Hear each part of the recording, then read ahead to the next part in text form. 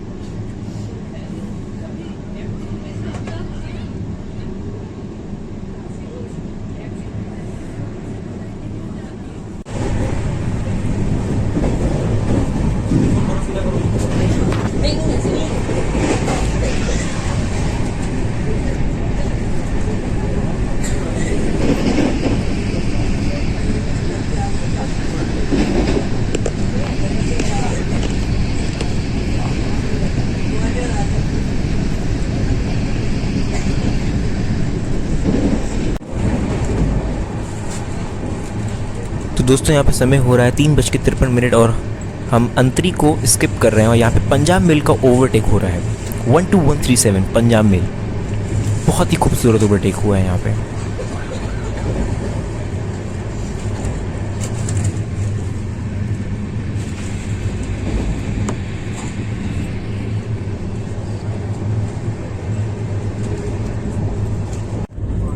अच्छा दोस्तों, ये जो घाट सेक्शन पड़ता है झांसी से ग्वालियर के बीच में, ये बहुत ही सुंदर है। तो मैं ये आप सब इसे कहूँगा कि आप लोग विंडो सीट पे बैठिए और विंडो सीट से इन नज़ारों का लुत्फ़ उठाइए, क्योंकि देखिए बहुत ही सुंदर सीनरी व्यूज हैं यहाँ पे, स्पेशली डबरा जंक्शन को क्रॉस करने के बाद। तो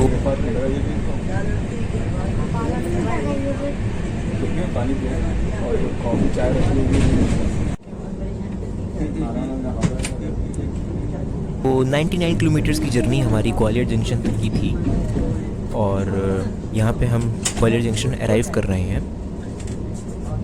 समय हो चला है 4:10 और ट्रेन 5-10 मिनट की देरी से ग्वालियर जंक्शन पे अराइव कर रही है।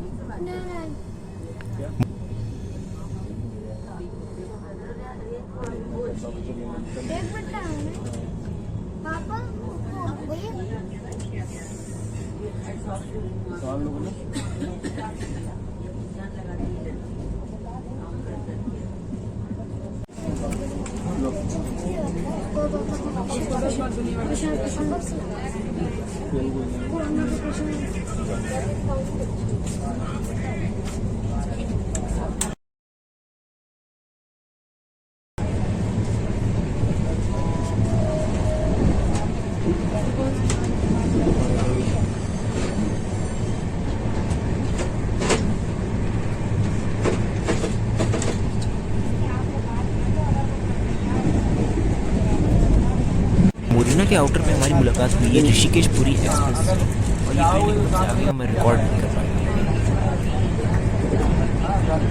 मोरिना तक का डिस्टेंस 127 किलोमीटर्स था, जिसको हमने 1 घंटे 32 मिनट में कवर किया है।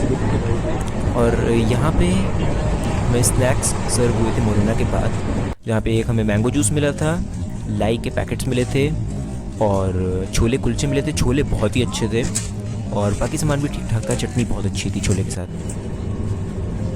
तो धौलपुर जंक्शन को भी हमने 5 बजे स्किप कर दिया था। 164 किलोमीटर का डिस्टेंस है धौलपुर का झांसी से और 2 घंटे से कम में ही हमने ये डिस्टेंस कवर कर लिया है। अब देखते हैं आगरा कैंट ये ट्रेन कब तक पहुँचती। 217 किलोमीटर यानी कि 53 किलोमीटर अभी भी बचा हुआ है धौलपुर से आगरा कैंट।